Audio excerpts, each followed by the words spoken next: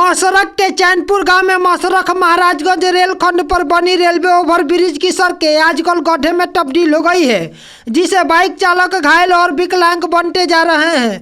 वहीं क्षतिग्रस्त ओवरब्रिज को देखने वाला कोई नहीं है।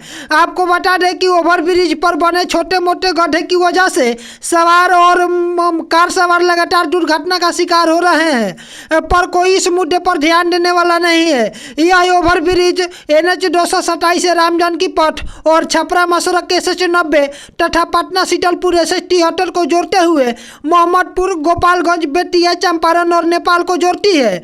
वहीं गोरखपुर से भी राजधानी पटना के लिए सुगम सड़क है, पर ओवरब्रिज से प्रतिदिन सैकड़ों की संख्या में यात्री और हजारों की संख्या में छोटे बड़े वाहन गुजरते हैं। वहीं ओवर की टूटी हुई इस सड़कें बनाने के लिए प्रशासन की तरफ से कोई ध्यान नहीं दिया जा रहा है। ऐसे अहम रास्ते पर पुल का इतने कम समय में जर्जर हो जाना चिंताजनक है। स्थानीय निवासी टुन्ना सिंह बताते हैं कि पुल के कई हिस्सों में इतनी तेज दरारें हैं कि दूर से ही उसकी कमजोरी साफ नजर आती है। उन्होंने कहा, पुल को देखकर लगता ही नहीं कि ये कुछ साल पुराना है। सरिया जहां तहां बाहर दिखने लगा है। ये किसी बड़े भ्रष्टाचार की ओर इशारा करता है। इसी प्रकार स्थानीय ग्रामीण सनोज सिंह उर्फ जलेबी सिंह का कहना है कि करोड़ों रुपए की लागत से बना ये पुल भ्रष्टाचार का शिकार हो चुका है। उनके अनुसार सरकार की योजनाओं का लाभ तभी जनता तक पहुंचेगा जब निर्माण में गुणवत्ता से समझौता नहीं किया जाए। 2 साल में ही पुल की ऐसी हालत देखकर साफ है कि निर्माण सामग्री घटिया स्तर की इस्तेमाल की गई। ग्रामीणों ने यह भी बताया कि पुल की पिछले 2 वर्षों में लगभग 4 बार मरम्मत हो चुकी है, लेकिन हर बार केवल सतही पैचवर्क किया गया, जिससे कुछ दिनों बाद स्थिति फिर से खराब हो गई। पुल के किनारों पर ढलाई उखड़ने से जगह जगह गड्ढे बन गए हैं।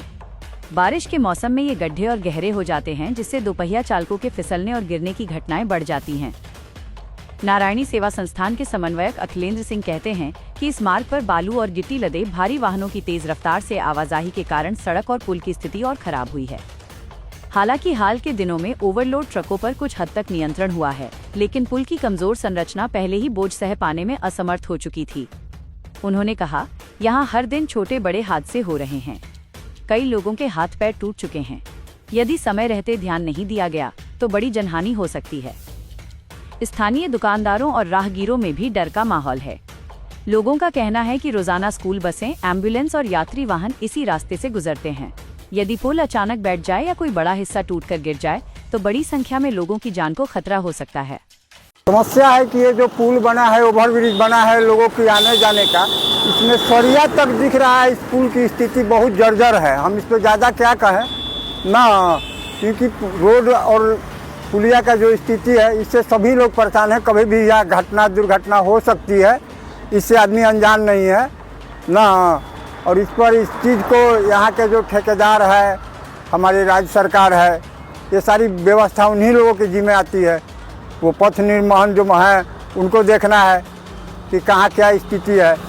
विकास कुमार। क्या करते हैं? गाड़ी चलाते हैं। क्या समस्या है? समस्या है, पुल का सरिया टूट जाता है, पूरा सरिया लग रहा है, आमदी गिर जाता है, बन जाता तो ठीक रहता। कितने दिनों से खराब है? 1.5 दिन हुआ गया। चैनपुर पुल टूट गया है, गड्ढा हुआ, रोड लौक रहा है। क्या हुआ है? पुल में रोड टूट गया है, पुल गड्ढा हो गया है, गाड़ी एक्सीडेंट कर रहा है।